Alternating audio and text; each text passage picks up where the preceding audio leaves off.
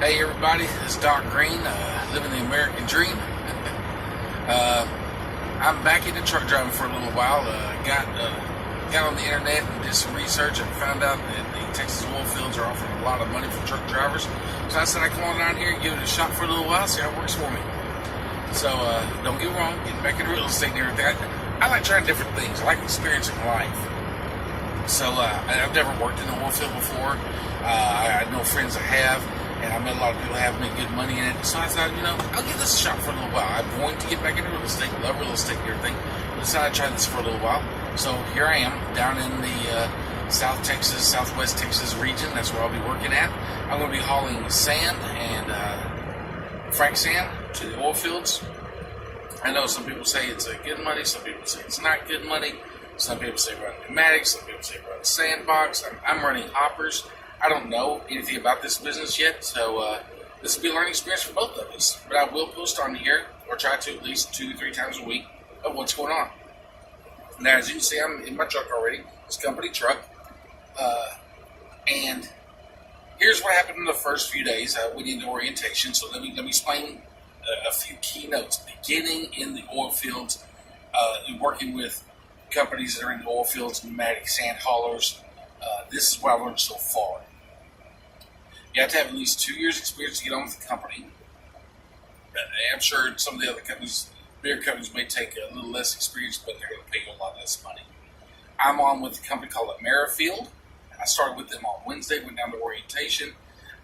Not going to lie to you, the first couple of days, Amerifield is in this transition of moving their dispatchers from one location to another. The office is kind of chaotic move right now and everything. So for them to do as much as they did with us in 3 days is quite amazing. The staff is friendly. From the recruiters, which, I'll let you know more about them since I work out here a little bit longer. But the office staff, the girls in safety, the ones teaching the orientation classes and everything, great group of people, very down to earth, lovely personalities. I haven't seen anyone bad talking with patience of the same, because have you ever been in one of those rooms when you're in there with a whole big group of people and you always got one or two that just ask the most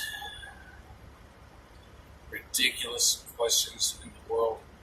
And for these ladies to sit here and they just gave the information and the guy asked it again, and he says, well, maybe I'm wording it wrong, let me ask it this way. And we're all, after about the third time he asked it, we're all going, she's answered it 3 times. But she very professional, remained calm and everything. I was getting upset. But anyway, the staff is great. The management there is great. I met the mechanic is awesome. There's 2 mechanics there, I believe, but I met one of them, and they got my truck running. I had a couple of issues with it when I first got in here. The back AC wasn't running properly, and they fixed it right away. And there's a couple of other things. I mean, you have to understand, when you go down to these company trucks and everything, and you're getting down there, don't expect no 2019 Peterbilt. They're not going to put that thing out of the oil fields and let it get beat to hell. These trucks go through a lot of bumps, potholes, dirt, crevices, in and out of places. I mean, they get beat up. This is the oil field industry. I get that part. I'm not that dense. But I've never driven a long nose KW before or anything. I've never driven split axles before. It took a little getting used to, a couple hours of me driving this truck to get used to it and everything. But hey, I get it. And this is a very, very strong truck. Amerifield has very, very strong equipment. It may be older looking and everything, but the reason is because it's been in the oil fields. It's been beat up. It's not like drivers are not taking care of their equipment. I mean, it's the oil field. It's a field, literally a dirt field. And they build roads to it. Yeah, but those roads are not like the interstate. And I'll be honest with you, some interstates will beat up a truck. So anyway, I went to orientation. I got in there. I'm going to tell you, when you come to the oil fields, they're not going to pay your way down here, or not that I know of. I had to drive back and forth to Dallas each day from Dallas down to Cleveland, because that's where my orientation was, and back to Dallas. And they don't provide hotels that I can tell. It's basically, you come down here, if you have the experience and you have not lied on your application and you have a good DAC report and you're not, you know how to drive a truck and everything, you'll get hired. If you start lying on your application, you get down here and you drive nothing but automatics, and you try to get behind one of these Super 10s or something, or a 10-speed or a 13-speed or whatever, and try to drive and you can't, they're going to send you home. And you're going to have to pay for that. They're not paying for it. So they're not paying for your lodging down here, so you have to pay for that. The money is good, so they know it. So you're going to have to come down here with a little bit in your pocket to get through orientation and get through your first. As a company driver, my paycheck's going to be held back 3 weeks. Maybe 3 weeks before I get my first paycheck. So that's what you have to be prepared for coming down into this field. A lot of companies are that way. It's not just Amerifield. There's a lot of companies down here. I've talked to other drivers of other companies and stuff. Now, I will say I've talked to several drivers of Amerifield while I was there, hanging out in orientation stuff, because, the company will tell you anything. We all know that. But I talked to some other drivers, and a few of them are frustrated, but it's mostly the heat that's got them bothered. They're sitting still for a little while, waiting in lines and everything. And some say, you wait 8, 9, 10 hours, or oil field one pump may shut down. But they say, Amerifield is, well, not Amerifield, the customers are really good at trying to get you in and out. And if one pump shuts down, they try and get you redispatched to another pump and stuff. So they seem to be working really well with Amerifield. And that's not just, I'm assuming that's with all their trucking companies, not just Amerifield. So Halliburton, is a contractor. So that's part of trucking. I mean, anyone who thinks they're going to run out here and start driving, load after load after load, all they do is round robins, never stopping. You're not being realistic in any industry. I'm sorry, you're just not. And I've been in intermodal. I've been in this trucking industry for a little over 18 years. And I've done intermodal. I've done over the road. I've done dry van. I've done reefer.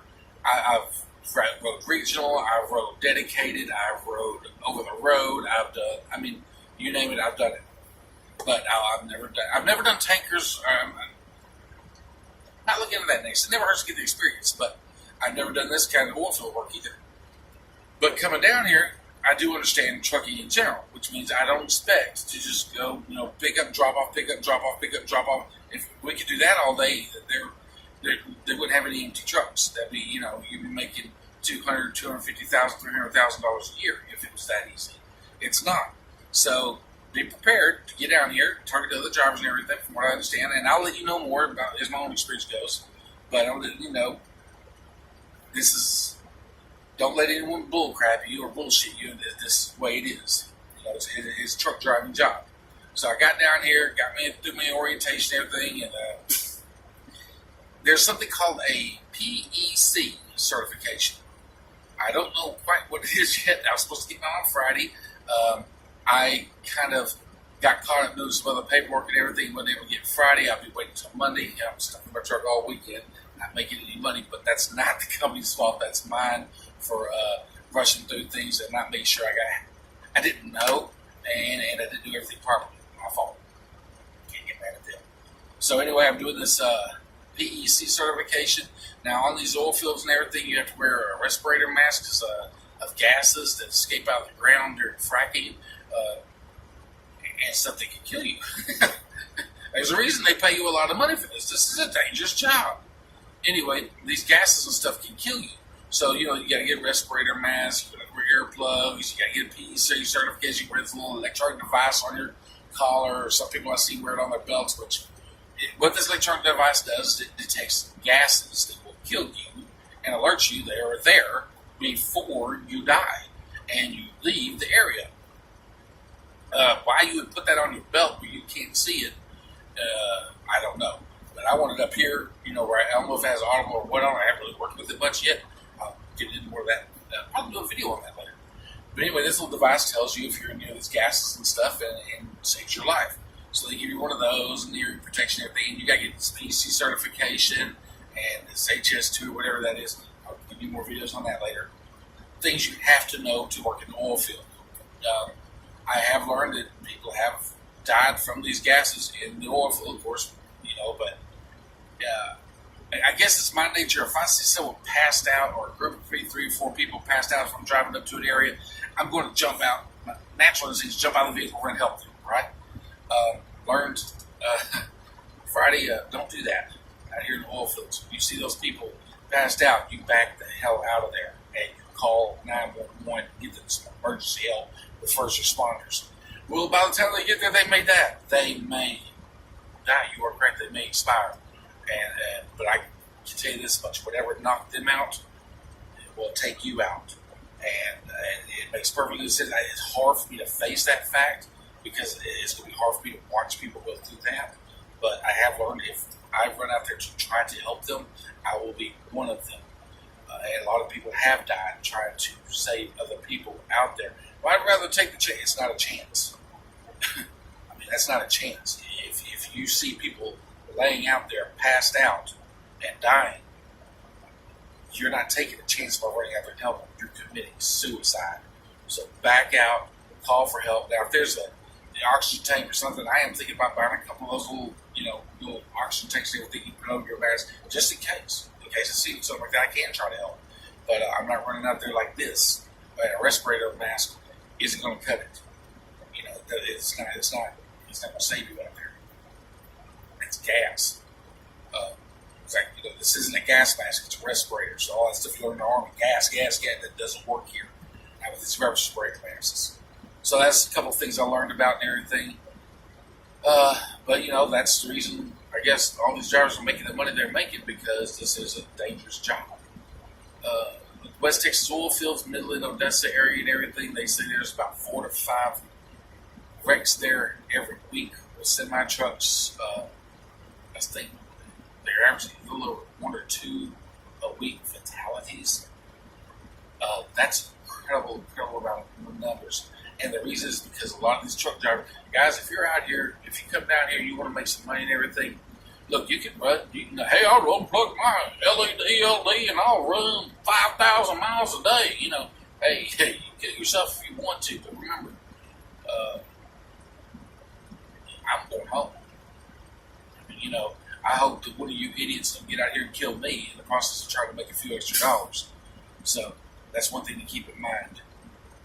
I know my video is kind of going to be long this time. It's an introduction on this. Be safe. I don't care where you are driving a semi. Remember, you're driving an 80,000 pound missile, a 40-ton missile that you cannot stop or it'll die. And for all these people out here that they're thinking about getting in this field, you got to realize how many trucks are running around these oil fields. How many of these guys have been up for hours upon hours, sitting out here. The sun's been in their face through the windshield. They can't go back to the sea because they don't know when the line's going to move up. So they're sitting up there, they're passing it, they're going to sleep in the front seat. Head against one of those stuff, trying to make these deliveries and everything. And they get out here and they're tired.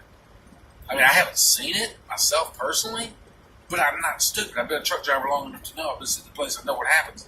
The lines, I've seen the lines on other videos. I've talked to other people. I know what's happening. Drivers are getting tired. They're getting out here, and then they take out on that road, and man, before they're fully awakened, one turn too sharp, one turn too wide, and bam, it's a collision. Safety. Safety. I don't care how much money you make. If you're not going to be alive to spend it, it doesn't matter. I see a lot of guys out there, man, I'm not running the log books. And I'm like, hey, that's on you. Maybe the company you work for allows that and everything. I don't know. I got this little e-log device. I never worked with one, ELD device, electronic log device. Yeah, I've never ran with one, so I'm kind of learning it and everything. But here's my thing. That thing says I can drive 11 hours a day or work 14. Out of those 14, I can drive 11. I'll run all night if I can. I'm not. I'm 50 years old, man. I am not going to be working 24 hours a day. I'm going to go out here and work my day shift and everything. If I don't make enough money, if I'm not making the money I need to make, then I'll go back home. Simple as that. I'll give it a month and a half, trying it out and everything. If I'm not making the amount of money that I think I should make it to be out here away from my family, driving everything, working a regular, 14-hour shift, driving 11 hours, then I'll leave. As simple as that. I'll go back to intermodal or whatever else, or back to real estate or whatever. I'm not going to sit out here and sleep 3 or 4 hours a day just so I can make $2,000 a week. That doesn't make any sense to me because I can make $2,000 a week other ways. So anyway, that's this is my introduction. I didn't get my paperwork done correctly and everything by Friday. I thought I did. I got out in the field and everything, looked around, and I called back to go, well, Doc, we got to get you for this and for that. My mistake. I rushed out. So I will let each one of you know. I'm with a company called Amerifield. Seems like a great company. I guess I'll plug in the name of the company. If I work for a company and I have worked for something in the past that aren't good, and if I'm doing videos, I'll tell you. You know, I've worked intermodal with a company called Asset-Based Intermodal. Sometimes it was great. Sometimes it wasn't great. Never the company's fault. It was more of the economies going up and down, seasonal changes, things like that. I don't know of any company that has trucks out here that they're buying fuel for. They can't keep me running. It's not that they can't keep me running. It's just that they don't have the loads. And if they don't have the loads, neither does anyone else. And the ones that do have the loads, J.B. Hunt's got the loads, Schneider's got the loads, Swift's got the loads. Yeah, but they pay so little because they won't undercut everybody, which is why no one else has loads. First of all, they can't even cover all of their loads. And they're basically driving the hell out of the students and people without much experience because that's all of the work for them. And they're killing the industry. So, I mean, it's do or die. You're going to get paid less per mile, which means you're not going to be making money, or you're not going to be running as many miles, which means you're not going to be making money. But it's never the company's, never have I ever seen it's the company's fault. I see people say, oh, well, they show favoritism because that guy's been here for 15 years. They show him favoritism. Yeah, I got news for you. So would I. You got someone been with me for 15 years, I'm going to show him favoritism too. So, but, you know, that's just the industry. Anyway, guys, I hope this video helped give a little bit of information about what I'm getting started on and everything. I'll try to give more information on the oil fields as I go, things I learned. I'm talking to other drivers, trying to get more information from them and do more videos. Truck stops still suck. they do. But I'm not going to lie to you. I enjoy my time at home, and I enjoy doing real estate. As most of you know, that look at my Facebook page or anything, I love doing real estate.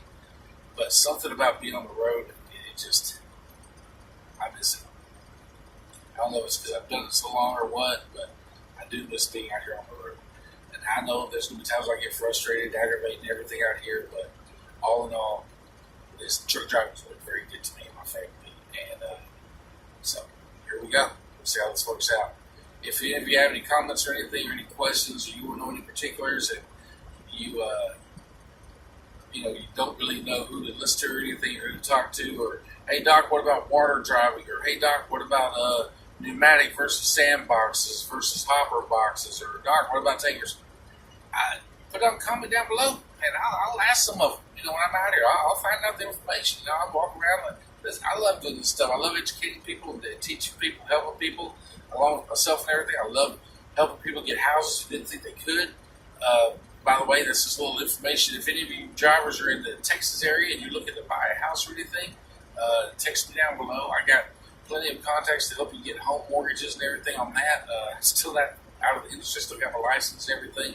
I got great connections with real estates all over, agents all over Texas. I'll be happy to help you get connected with that and everything.